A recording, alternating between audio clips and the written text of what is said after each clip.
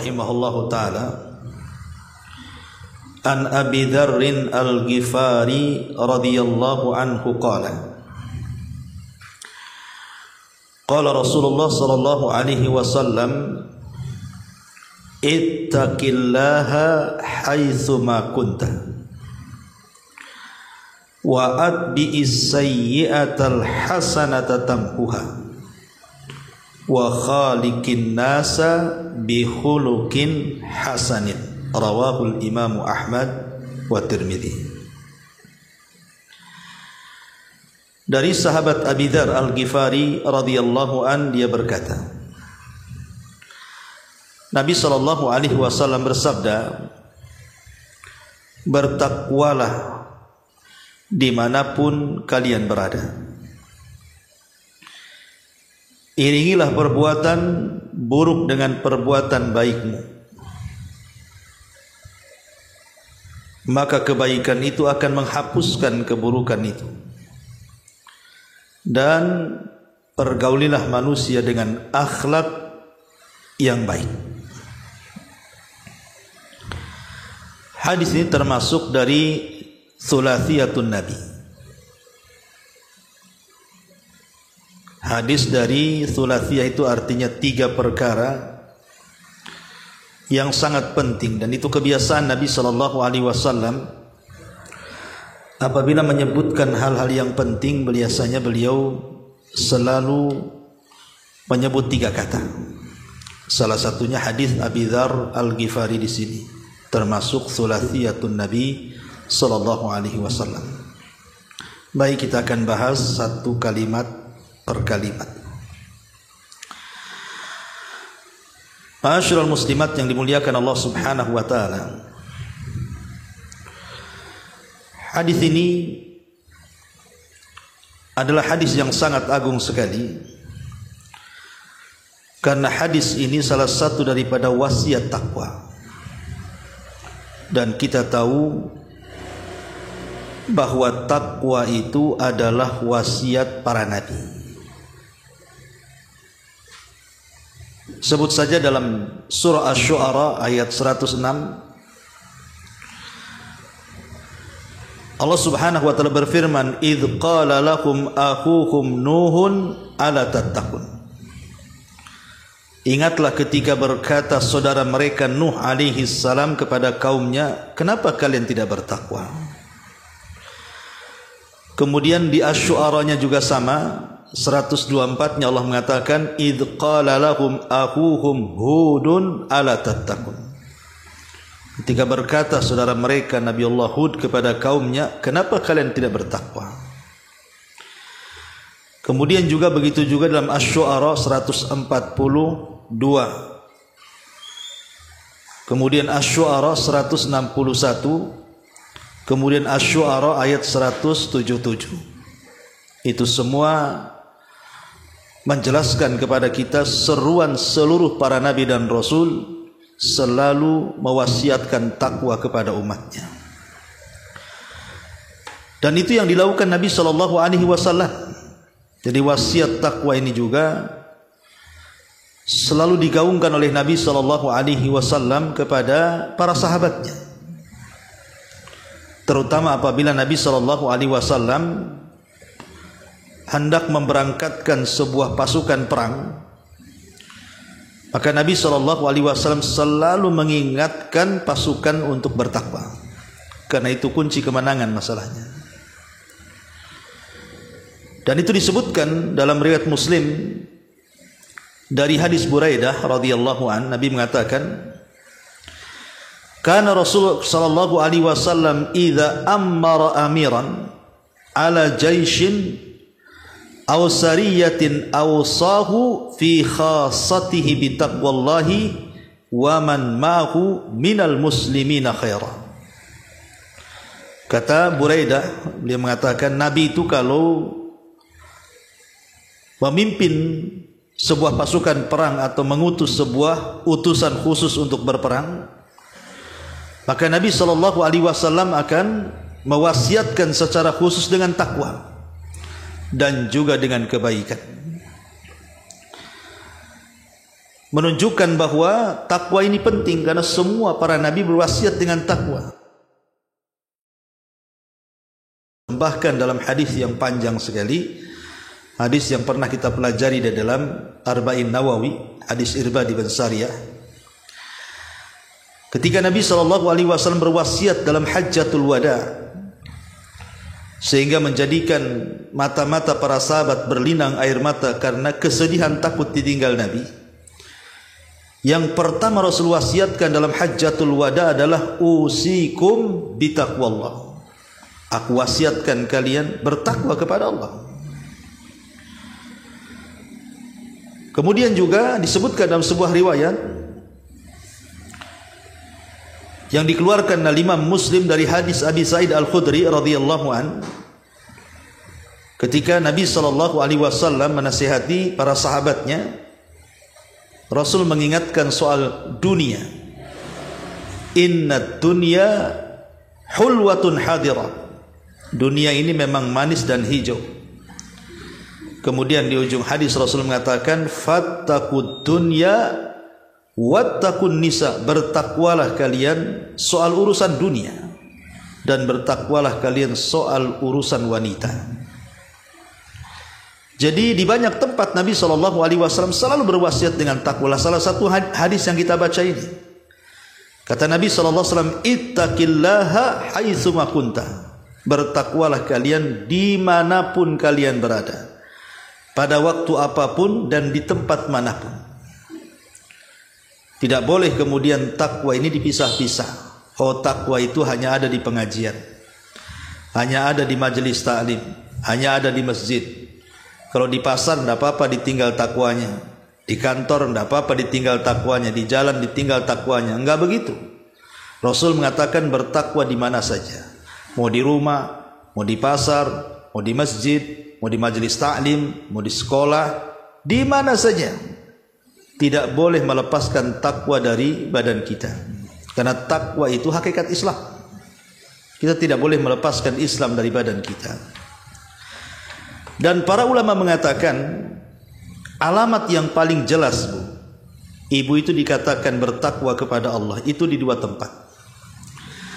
Kalau kita bisa mengamalkan di dua tempat ini, itulah alamat yang jelas ibu ini termasuk orang yang bertakwa.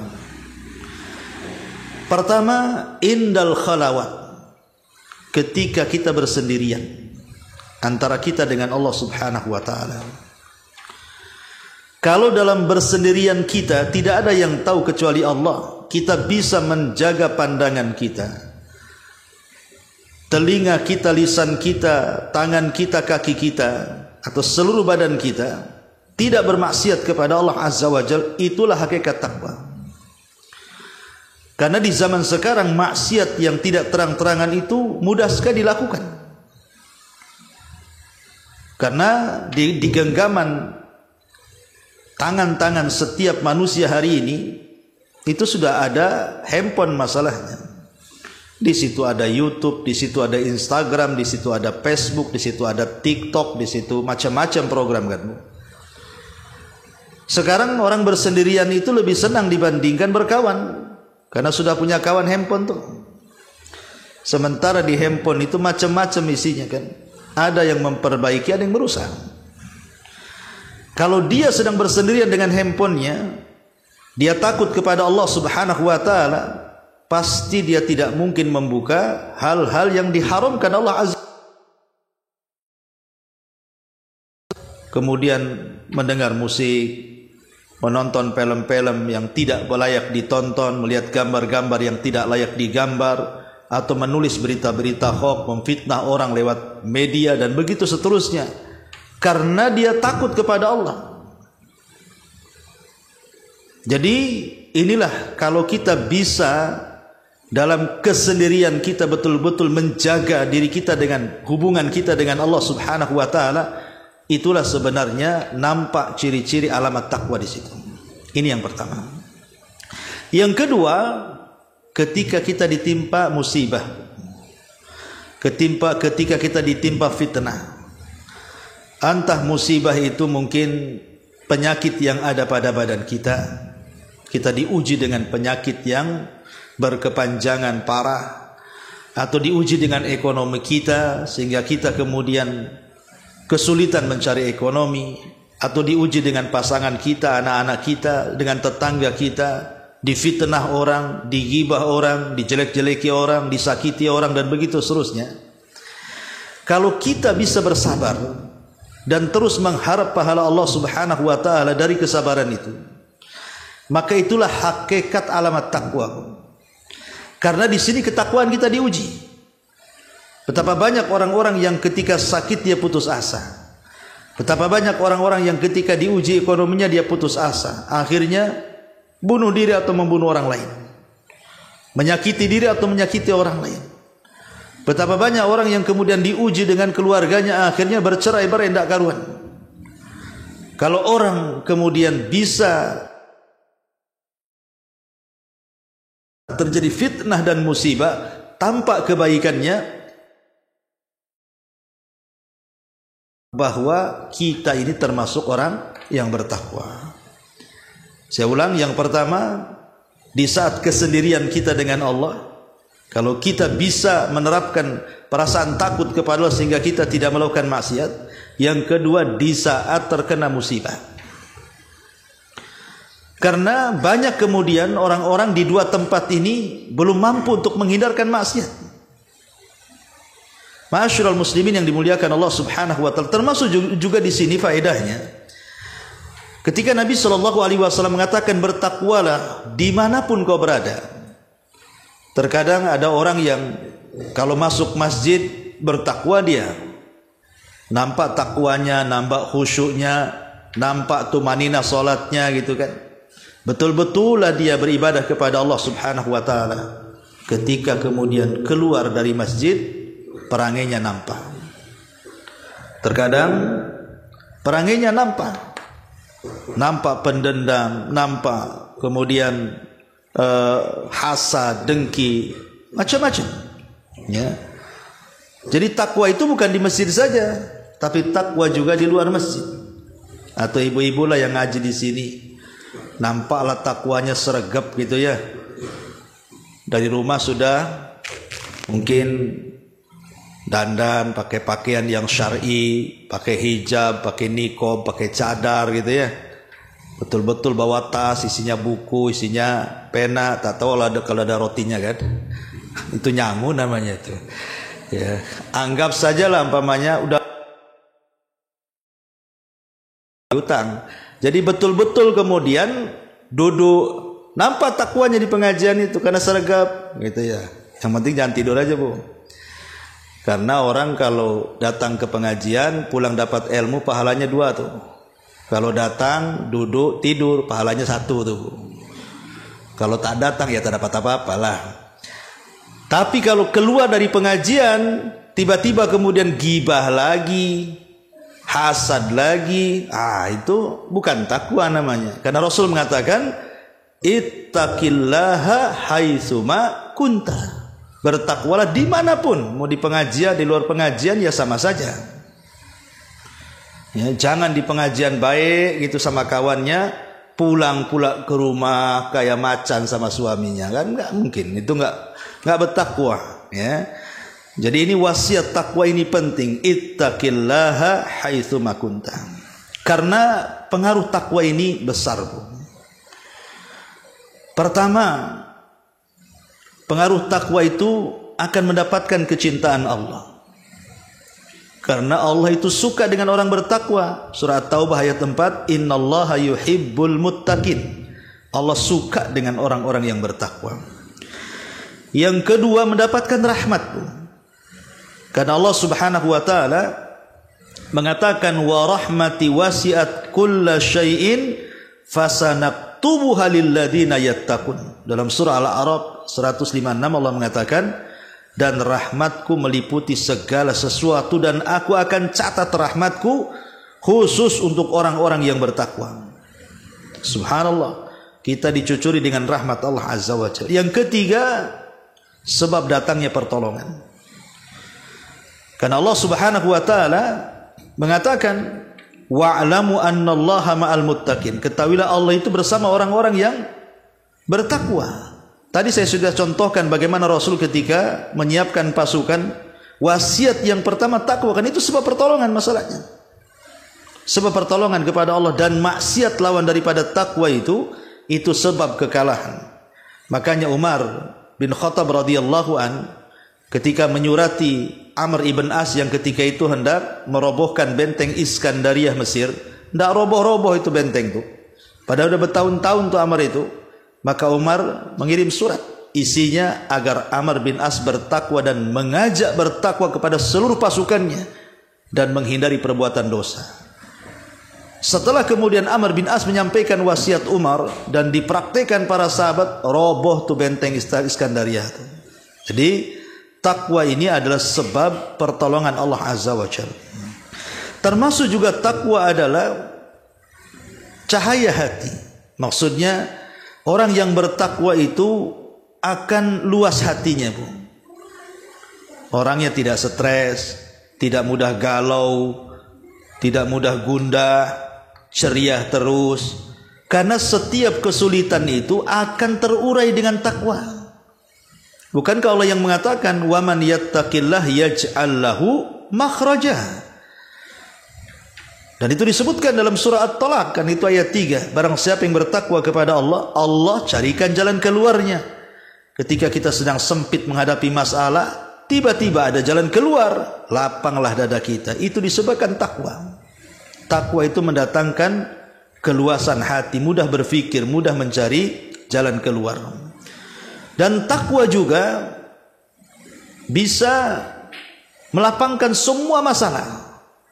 Jadi urusan-urusan yang kita hadapi itu, karena tadi mungkin dari lapang dada, akhirnya urusannya bisa terselesaikan.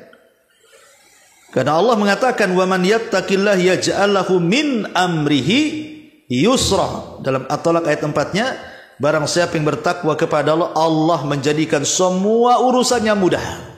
Bagaimana tidak mudah, Bu? Allah ikut campur tangan di situ.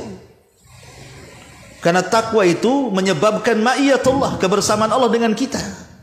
Coba bayangkan, Allah yang membuat masalah, Allah juga yang mengurai masalah. Apa tidak senang tuh?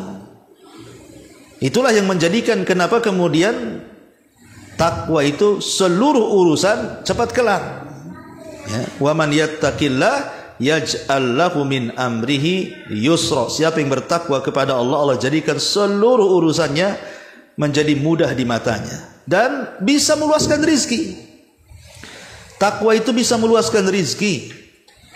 Bukankah Allah yang mengatakan, "Walau anna ahlal qura amanu wattaqau lafatahna alaihim barakatan minas sama'i wal ardi." Dalam surah Al-A'raf 96 Allah mengatakan, kalaulah penduduk negeri ini mau beriman dan bertakwa, maka kami akan turunkan barakah dari langit dan Allah akan tumbuhkan barakah dari bumi. Lihat, kalau seandainya penduduk negeri ini beriman dan bertakwa nih, berkah di mana-mana. Ya. Ma'asyiral muslimat yang dimuliakan Allah Subhanahu wa taala, termasuk juga takwa ini juga sifatnya wali-wali Allah. Sifatnya wali-wali Allah. Dan dia bisa lebih mendekatkan diri kita dengan Allah Subhanahu wa taala. Dan itulah bekal yang memang dianjurkan Allah untuk dibawa mati. Jadi takwa itu bekal yang dianjurkan Allah untuk dibawa mati. Allah mengatakan, "Wa tazawwadu fa inna khaira zadit taqwa." Berbekallah kalian karena sebaik-baik bekal adalah takwa. Oke, kalau kita sudah tahu nih, ini pengaruhnya takwa ini luar biasa, ya. Lalu takwa itu apa? Pertanyaannya kan begitu. Apa sih takwa itu? Apakah takwa itu singkatan Batak dan Jawa? Bukan, ya. Takwa itu ada definisinya. Ali radhiyallahu an pernah ditanya soal takwa. Apa sih takwa itu, ya Amirul Mukminin, ya Ali? Maka Ali radhiyallahu an mengatakan, at-taqwa al-khawfu minal jalil, wal amalu bitanzil, wal qana'atu bil qalil, wal isti'dad li yaumir rahil. Kata Ali, takwa itu takut kepada Allah, beramal dengan syariat yang diturunkan, merasa cukup dengan pemberian Allah dan melakukan persiapan untuk hari setelah kematian. Itulah takwa. Takwa itu diambil dari 4 kalimat kata Ali. Pertama, takut kepada Allah. Karena dengan takut kepada Allah Subhanahu wa taala, kita akan terhindar dari maksiat. Yang kedua, beramal dengan apa yang diturunkan Allah dari syariat Allah lewat Rasulnya. Kemudian yang ketiga, qanaah, menerima pemberian Allah, mau sedikit mau banyak, alhamdulillah ala kulli hal. Mau diberi mau tidak, alhamdulillah ala kulli hal. Mau dalam kondisi apapun, mau sehat mau sakit, alhamdulillah ala kulli hal. Qanaah dengan pemberian Allah. Dan yang keempat, al-isti'dad, persiapan. Persiapan untuk hari setelah kematian. Persiapan dengan amal saleh. Itulah takwa. Abdullah bin Mas'ud radhiyallahu anhu pernah ditanya, apa sih takwa itu? Maka beliau mengatakan begini, kalau seandainya ada jalan, jalannya itu penuh dengan beling, penuh dengan paku, penuh dengan duri, penuh dengan jarum, macam-macam yang membahayakan kaki lah. Kalau seandainya engkau berjalan di jalan yang penuh dengan macam-macam duri-duri itu, kira-kira apa yang kau lakukan? Kira-kira apa yang kau lakukan? Maka orang ini mengatakan, ya aku hati-hatilah, takut nginjak-nginjak, akhirnya luka pula kakiku. Kata Abdullah ibn Mas'ud, itulah takwa. Takwa itu hati-hati, karena di mana-mana ada rintangan. Di kiri ada syubhat, di kanan pula ada syahwat, ya. Macam-macam godaan-godaan setan, hawa nafsu itu. Kita hati-hati jangan sampai mengikuti godaan syahwat ataupun godaan syubhat. Ya. Ada lagi perkataan Abdullah bin Mas'ud radhiyallahu an tentang masalah takwa ketika beliau mentafsirkan ittaqullaha haqqa tuqatih wa la tamutunna illa wa antum muslimun. Bertakwalah dengan sebenar-benar takwa, jangan kamu mati kecuali dalam kondisi muslim. Beliau mengatakan takwa adalah an yuta'a fala yu'sa, wa yudhkar fala yunsa, wa yushkar fala yukfar. Jadi takwa itu Allah hendaklah ditaati, jangan dimaksiati. Hendaklah diingat, jangan dilupakan. Hendaklah disyukuri nikmatnya, jangan dikufuri. Jadi takwa itu taat kepada Allah, selalu berzikir kepada Allah, dan selalu bersyukur kepada Allah. Ini menurut Abdullah ibn Mas'ud radhiyallahu anhu. Talaq ibn Habib rahimahullahu ta'ala juga mengatakan, at-taqwa an ta'mala bi ta'atillah ala nuri minallah tarju thawab Allah, wa an tatruka ma'siyatallah ala nuri minallah takhafu iqab Allah. Takwa adalah engkau beramal dengan ketaatan kepada Allah atas bimbingan Allah, dengan mengharap pahala dari Allah. Atau engkau meninggalkan maksiat kepada Allah atas bimbingan juga dari Allah, karena takut akan iqab Allah subhanahu wa ta'ala. Itulah takwa. Itulah takwa yang disebutkan oleh para ulama. Ma'asyiral muslimat yang dimuliakan Allah subhanahu wa ta'ala. Lalu apa sih alamatnya? Orang itu dikatakan takwa itu apa alamatnya? Ciri-cirinya seperti apa gitu kan? Ma'asyiral muslimat yang dimuliakan Allah azza wa jalla. Yang pertama, alamat orang yang bertakwa itu kalau dia bisa terlepas daripada kelalaian. Kalau dia bisa lepas dari kelalaian. Maksud lalai di sini lalai kepada Allah. Mungkin malas ngaji, malas hadir di majelis taklim, malas zikir, malas ibadah, itu kan kelalaian namanya. Kalau kita bisa lepas dari kelalaian itu, kita bisa lawan kemalasan-kemalasan itu, kita tidak malas lagi mengaji, tidak malas lagi baca Quran, tidak malas lagi berzikir, tidak malas lagi untuk beribadah. Itu ciri-ciri orang itu sudah mulai takwa. Ini yang pertama. Yang kedua, lisannya itu tidak pernah lepas dari zikir. Pokoknya mulai dari rumah sampai di sini, Astaghfirullahaladzim, la ilaha illallah, Allahu akbar, subhanallah, bihamdihi subhanallahil azim, atau Allahu akbar, walhamdulillah, wa la ilaha illallah, Allahu akbar. Terserah mau zikir apa saja. Kalau lisannya di mana saja senantiasa menyebut nama Allah Subhanahu wa taala, itu alamat takwa. Ya. Ataupun yang ketiga, dia mencintai Allah jauh dibandingkan mencintai yang lainnya. Dia mencintai Rasulullah jauh dibandingkan mencintai yang lainnya. Itu juga alamat takwa. Tapi kalau seandainya azan berkumandang bersaut-saut dari masjid sana masjid sini, musola sana musola sini, sampai dari handphone pun keluar azan, tetap saja tidur, tetap saja sibuk dengan pekerjaan, tetap saja kemudian sibuk bekerja, sibuk dengan permainan, itu bukan takwa. Tapi ketika dengar suara adzan bergegas dia memenuhi panggilan itu, itu alamat takwa. Berarti dia lebih mencintai Allah dan Rasulnya dibandingkan yang lainnya. Kemudian yang keempat juga alamat takwa muraqabah, merasa diawasi. Ya, jadi sehingga kita ini hati-hati kalau melangkah. Ngapain saya ke rumah itu? Pasti gibah di situ, tak jadi. Nah, jadi dia dibatasi muraqabah di situ ya. Takut saya mah, nggak maulah ke situ. Saya tahu tuh orang-orang situ nggak beres tuh. Nah, jadi merasa diawasi. Dalam kesendirian merasa diawasi, dalam keramaian merasa diawasi. Itu tanda-tanda orang itu tanpa takwanya. Termasuk juga dia mengetahui akibat maksiat, sehingga dia tidak maksiat.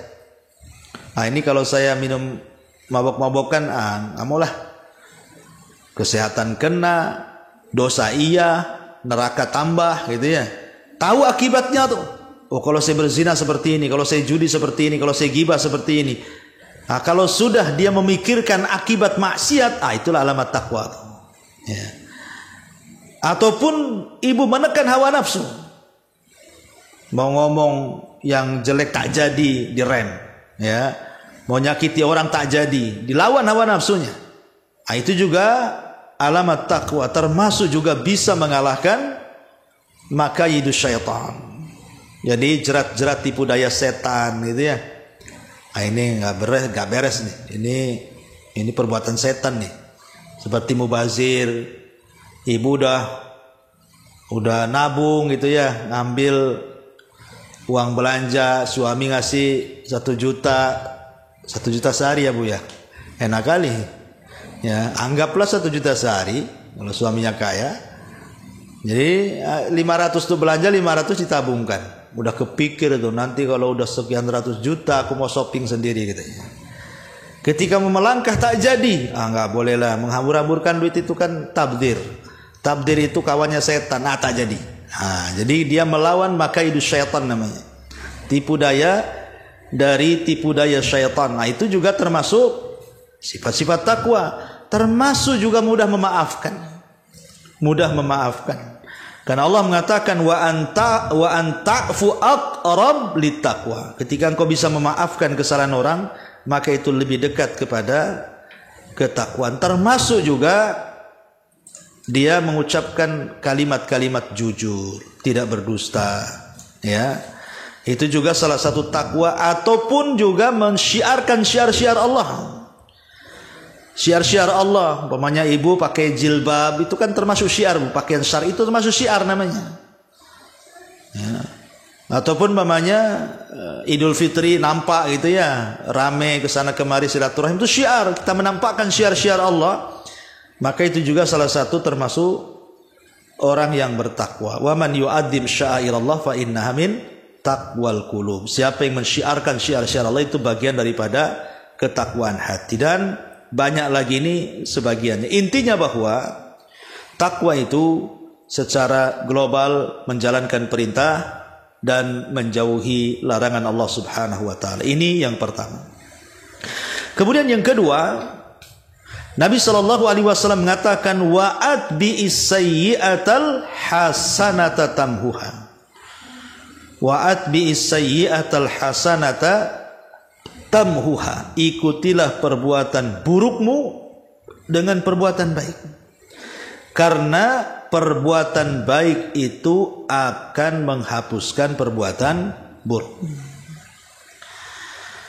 Ada sebagian para ulama mengatakan maksudnya perbuatan baik yang bisa menghapuskan perbuatan buruk itu adalah yang sama-sama keburukan dan kebaikannya. Artinya kalau keburukannya dilakukan oleh lisan, maka lakukan kebaikan juga dengan lisan. Kalau keburukannya dilakukan dengan perbuatan, maka lakukan juga kebaikan dengan perbuatan. Contoh, umpamanya ibu anggap saja suka ghibah, itu kan lisan tuh. Itu kan sebuah perbuatan buruk namanya, dengan lisannya. Ngomongin orang atau suka mencela, naudzubillah, atau suka melaknat, suka mencaci, suka memaki. Pokoknya dosa-dosa lisan. Maka kebaikan yang bisa menutupi dosa lisan adalah dengan kebaikan lisan lagi. Ya dengan cara apa? Istighfar, kemudian berzikir, kemudian meminta maaf kepada yang digibahinya kalau itu gibah, kemudian memuji orang yang digibahinya yang tadinya menjelek-jelekan sekarang dipujinya. Kan itu Bu ya. Jadi seperti itu. Kalau kita ghibah berarti kita harus mengganti dengan kebaikan yang sama dengan lisan kita. Atau kalau mamanya telinga mendengarkan musik, ya, atau mendengarkan ibu nggak ghibah tapi telinga ibu kok senang dengar orang ghibah tuh. Dia mulutnya tapi telinganya yang berisik gitu ya. Ataupun suka dengar lagu, musik dan begitu seterusnya, maka perbuatan baiknya apa? Dengerin Al-Quran, dengerin murotal, dengerin ceramah, kan begitu ya. Nah, seperti itu. Atau kalau dalam bentuk perbuatan anak muda belum kawin, ya, dia berzina, terjerumus kepada zina, ya kebaikannya cepat kawin kan begitu, supaya halal, supaya keburukannya tertimpa dengan kebaikannya. Atau umpamanya orang yang contoh saja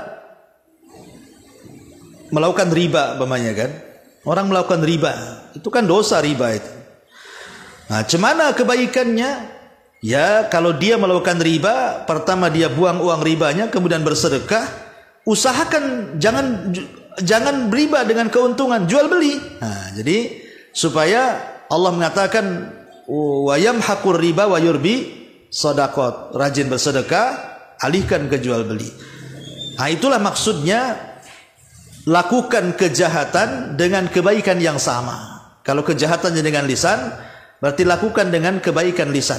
Kalau kejahatannya dengan perbuatan, lakukan dengan perbuatan baik dalam segi perbuatan. Kalau seandainya dosanya tidak terang-terangan, maka lakukan juga pahala yang tidak terang-terangan. Umpamanya kita berbuat dosa yang tidak ada yang tahu kecuali Allah, lakukan hal yang sama. Lakukan kebaikan yang tidak ada yang tahu kecuali dengan Allah Subhanahu wa taala. Entah zikir sendiri, istighfar sendiri, enggak ada yang tahu. Itu maksudnya wa atbi sayyi'atal hasanata tamhuha. Ikutilah perbuatan burukmu dengan perbuatan baik, niscaya kebaikan itu akan menghapuskannya. Syekhul Islam Ibn Taimiyah rahimahullahu taala ketika beliau menyebutkan tentang 10 sebab seorang hamba itu akan dihapuskan dosanya. Apa yang menjadikan hamba itu bisa dihapuskan dosanya? Maka beliau menyebutkan 10 sebab. Saya sebutkan secara singkat. Pertama, bertobat. Dengan tobat itulah hapus dosa kita. Yang kedua, dengan istighfar. Dengan istighfar itulah hapus dosa kita. Yang ketiga, yang disebutkan dalam hadis ini yang kita sedang kaji, mengikuti perbuatan buruk dengan perbuatan baik, maka perbuatan baik bisa menghapuskan dosa keburukan. Kemudian yang keempat, doa orang-orang yang beriman dalam sholat jenazah ketika kita meninggal, kemudian saudara-saudara kita yang menyolatkan mendoakan kita, maka itu juga penyebab dosa-dosa kita akan diampuni. Termasuk yang kelima, amalan kita sebelum meninggal. Umpamanya kita ini wakaf, sedekah, ketika kita meninggal mengalir. Ya, amalan-amalan itu ke kuburan kita itu di antara sebab kita akan diampuni dosa-dosa kita. Termasuk juga yang nomor 6 syafaat Nabi. Itu juga bisa menghilangkan dosa-dosa kita. Termasuk yang ketujuh musibah. Musibah yang menimpa kita kalau kita sabar, kemudian mengharap pahala Allah, itu juga bisa menghapuskan dosa-dosa kita. Kemudian yang nomor 8, seseorang merasa takut dengan kondisi hari kiamat. Jadi dari dunia itu sudah terpikir nih tentang kiamat ini, tentang kondisi setelah kematian, tentang kondisi dibangkitkan, sehingga timbul rasa takutnya. Itu juga bisa menggugurkan dosa, kata Ibnu Taimiyah. Termasuk juga apa yang terjadi dalam kubur, dari fitnah kubur. Kalau kita bisa menjawab, maka kita akan terhindar dari adab-adab yang Allah akan berikan kepada kita. Dan yang terakhir tentu kembali kepada rahmat Allah. Tapi di sini yang ingin saya jelaskan adalah salah satu poin dari Syekhul Islam Ibnu Taimiyah dari 10 poin ini adalah mengikuti perbuatan yang jahat dengan kebaikan. Itu di antara syarat dari syarat-syarat tobat. Jadi syarat tobat itu kan selain daripada menyesal, kemudian berjanji tidak mengulang, gitu Bu ya. Kemudian juga berusaha untuk meninggalkan yang maksiat yang dilakukan. Lah, yang keempat adalah dengan cara mengikuti perbuatan jelek dengan kebaikan, perbuatan dosa dengan kebaikan. Itulah di antara syurutut taubat namanya, syarat-syarat tobat. Ya, karena dulu ada seorang laki-laki di zaman Nabi, anak muda Bu, di zaman Nabi itu, dia berkhalwat dengan seorang wanita, Ingat, dosa kecil di mata para sahabat itu besar. Kalau dosa besar di mata kita jadi kecil pula. Itulah bedanya ya. Kalau dosa kecil di mata para sahabat itu dianggap besar. Tetapi kalau dosa besar bagi kita pula dianggap kecil, diremehkan malah. Ya. Jadi ada anak muda ini berkhalwat dengan seorang wanita. Dia tidak berzina, ya mungkin pegang-pegang gitu saja. Tapi dia merasa bersalah, datang kepada Nabi. Ya Rasulullah, inni fa'altu dzamban azim, aku sudah melakukan dosa besar, katanya. Padahal itu dosa kecil kan, berkhalwat itu. Tetapi Rasul tidak menjawab dan mengatakan, apakah tadi kamu salat asar berjamaah bersamaku, kata Rasul. Hal shallaital asra jama'atan ma'i, kata Rasul, apakah engkau tadi salat asar berjamaah bersamaku, kata Rasul. Sahabat ini mengatakan iya. Maka Rasul mengatakan, idhab faqad ghafarallahu lak, pergi, Allah sudah mengampuni dosa-dosa. Kemudian Rasul membacakan, innal hasanat yudhibnas sayyiat, bukankah Allah bisa menghapuskan keburukan yang disertakan dengan kebaikan. Sesungguhnya yang baik-baik itu bisa menghapuskan yang jelek-jelek. Itu contohnya bahwa pokoknya kalau bisa setiap hari itu kita berbuat baiklah Bu. Namanya saya, ibu, siapapun lah, itu tidak lepas dari dosa Bu. Siapa yang lepas dari dosa? Nggak ada. Ya, nggak ada orang lepas dari dosa itu. Dikiranya dosa itu kalau maling, kalau nyolong, kalau korupsi, kalau zina, kalau khamar. Tidak, mata kita memandang yang haram, memandang aurat juga dosa. Telinga kita asik mendengarkan ghibah juga dosa. Hati kita hendak berbuat jahat walaupun tak jadi juga tak baik, itu juga bagian dari dosa. Kadang-kadang baru melangkahkan untuk ghibah, belum ghibah saja sudah dosa. Jadi setiap hari pasti kita berbuat dosa. Tak mungkin lah nggak berbuat dosa kita ini. Tetapi Rasul berikan solusi. Kalau bisa, sebagaimana kita tidak lepas daripada dosa, minimalnya setiap hari kita juga berbuat baik. Antah zikir, antah istighfar, antah baca Quran, antah silaturahim, antah macam-macam kan, ibadah itu banyak.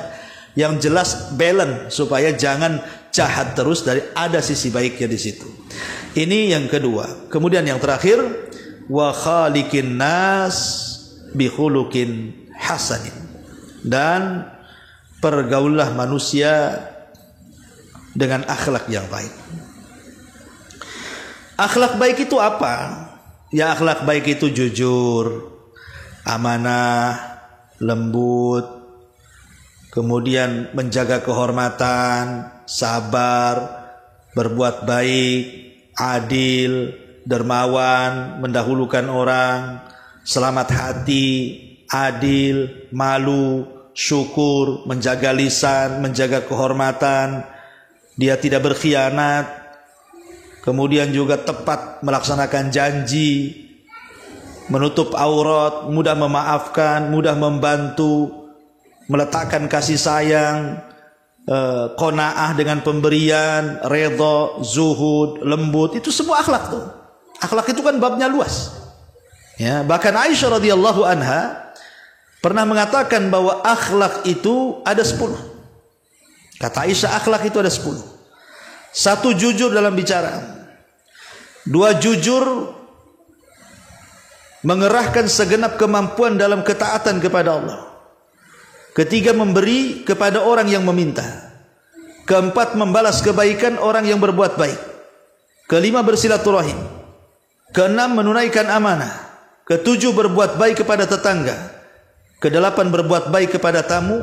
9, inti semua itu ada di malu. Dan perawi hadis tidak menyebutkan yang ke-10-nya. Jadi itulah akhlak. Jujur dalam bicara, tidak mudah dusta. Jangan ngajari anak berdusta. Ya, jujur dalam bicara, jujur dalam ketaatan. Kemudian memberi kepada orang yang meminta, membalas kebaikan, silaturahim, menunaikan amanah, berbuat baik kepada tetangga, berbuat baik kepada tamu dan malu. Ini semua akhlak. Dan akhlak ini mudah sebenarnya, tapi kalau lihat pahalanya luar biasa. Kata Nabi SAW, orang yang akan diberikan pahala karena memiliki akhlak yang baik itu. Kata Rasul, innal mu'min la yudrika bi husni khuluqihi darajatas shaimil qaim. Jadi nanti pada hari kiamat, Bu, Allah akan mengumpulkan 2 kelompok. Ini kelompok yang pertama ahli puasa, ahli solat, ahli sedekah, ahli ibadah, tapi akhlak tak ada. Yang satunya bukan ahli, ya solat wajib tapi tak solat sunnah gitu ya. Ya zakat iya tapi sedekah kurang. Puasa sunnah jarang tapi Ramadan puasa. Ya dia wajib-wajib aja, tapi akhlaknya baik, Bu. Apa kata Rasulullah? Terkadang akhlak yang baik itu lebih tinggi tingkatannya daripada orang yang rajin puasa sunnah dan salat tahajud. Ya.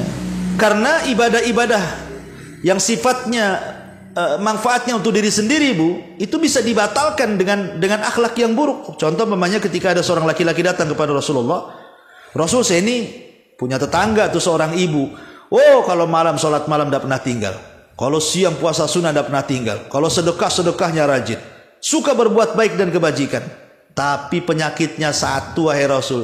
Apa itu kata Rasul? Kata dia, tu'dhi jiranaha bilisannya. Itu lisannya setajam silet, wahai Rasul, sama tetangganya tuh. Apa kata Rasul? La khaira fiha. Oh, itu tetanggamu yang itu tak bagus itu. Hiya min ahlinar, pasti dia masuk neraka, kata Nabi. Lihat, kurang apa solat malamnya, dia ahli solat malam. Kurang apa puasanya, dia ahli puasa. Kurang apa sedekahnya, dia ahli sedekah. Tapi tak kurang-kurang juga dia menyakiti tetangganya. Itu masalahnya, ya. Jadi akhlak ini bisa menandingi semua ibadah sunnah. Makanya wajar kalau Nabi SAW mengatakan bahwa akhlak inilah yang menjadikan pemberat timbangan. Ma min syai'in athqal fil mizanil mu'min yaumal qiyamah min khuluqin hasan, kata Rasul. Tidak ada sesuatu yang bisa memberatkan timbangan pada hari kiamat kecuali akhlaknya yang baik. Bahkan tidak ada amalan yang ringan yang paling banyak memasukkan manusia ke surga melebihi akhlak. Aktsaru ma yudkhilun nas al jannah ahasinuhum akhlaqa. Kebanyakan orang masuk surga itu karena baik akhlaknya, Bu. Nggak apa-apalah ibu kurang sholat, sunnahnya kurang, puasa sunnahnya kurang, karena laparan gitu ya, atau ngantuan nggak bisa tahajud. Ya, kalau mamanya sedekah juga kurang karena juga tak ada duit gitu ya. Yang penting kalau sudah kurang-kurang semuanya, janganlah akhlak pula dikurang-kurang. Ya, minimalnya akhlak itu ada di 3 kata. Pertama, tabassum, senyum kepada saudaranya. Suka senyum, ya. Yang kedua, kaful adha, Kita tidak membalas orang yang menyakiti kita. Kalau ada orang menyakiti kita, biarkan saja. Ada orang yang menghina ibu, biarkan saja. Ada orang menggibah ibu, biarkan saja. Dibiarin. Jangan mendatangkan keburukan kepada orang. Biarkan orang mendatangkan keburukan kepada kita, itu pahala bagi kita. Tapi jangan dibalas. Itu akhlak namanya. Termasuk badlun nada. Mudah membantu. Ya, kalau memang ada bantuan perlu dibantu diangkat, ya langsung diangkat gitu ya. Kalau ada yang diturunkan, langsung dituruni. Kalau ada di jalan perlu didorong, langsung berhenti dorong. Pokoknya apa yang bisa bantu orang, apa bisa. Dengan uang, dengan waktu, dengan tenaga, apalah yang bisa kita bantu. Itulah akhlak. Ya. Kata Hasan Al-Basri, itulah akhlak. Talaqatul wajah yang cerah, senyum, mudah santun kalau ngomong. Kemudian juga kaful adha, tidak membalas perbuatan buruknya orang. Dan badlun nada, senantiasa mudah menolong orang lain. Itulah yang disebut dengan akhlak. Lah 3 perkara ini Bu, ini 3 perkara mulia ini. Bertakwa, kemudian berusaha untuk menandingi keburukan dengan kebaikan, berusaha dengan kehidupannya dipenuhi dengan akhlak. Maka ini 3 amalan yang luar biasa yang kita bisa terapkan dalam kehidupan kita. Wallahu a'lam bishawab.